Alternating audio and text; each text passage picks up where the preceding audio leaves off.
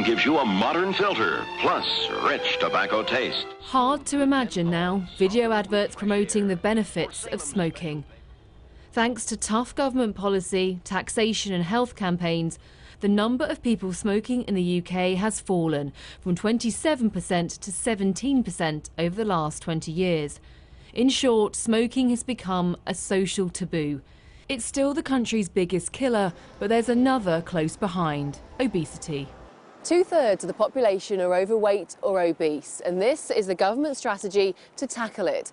While it's welcomed as a step forward, critics say that it's lacking in structure, that it focuses on children rather than adults, and is heavily reliant on voluntary action from the junk food manufacturers, prompting calls for a stricter approach. Professor Robert West specialises in smoking research. He says the government could learn a lot from the anti-tobacco strategy to get to grips with obesity. To the extent that we can incentivise companies that are producing highly calorie-dense foods to produce foods that are healthier and to market their foods in a way that is more conducive to a healthy diet, then you can start to tackle the problem. Without that, it's always going to be an uphill struggle. So could we see health warnings on junk food packaging? Chocolate and sweets kept hidden behind shutters. Not quite. Getting tough on the snack industry isn't as easy as with tobacco.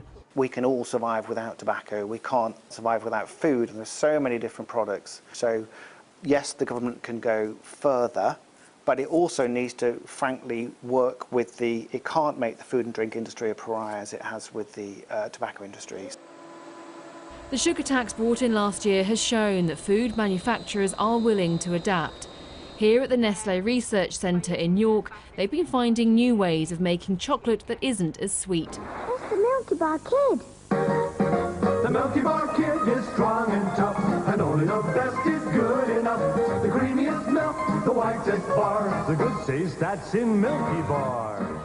Times have changed a lot since this advert. Nestlé's Milky Bar now hailed for having 30% less sugar.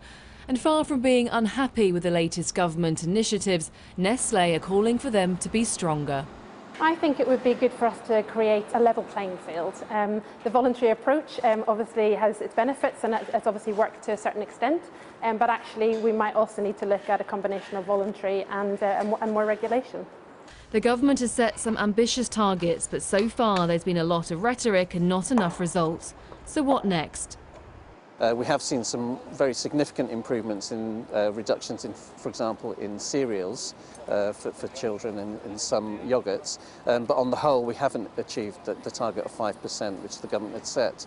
The government have been very clear this year that if they fail to see continued progress and increased progress in respect of that sugar reduction, that they will take further action, and we really welcome that. No elaboration on exactly what that further action might be, but with obesity rates at epidemic levels in the UK, it will need more than diet and exercise to bring them down. Charlotte Lomas, Sky News.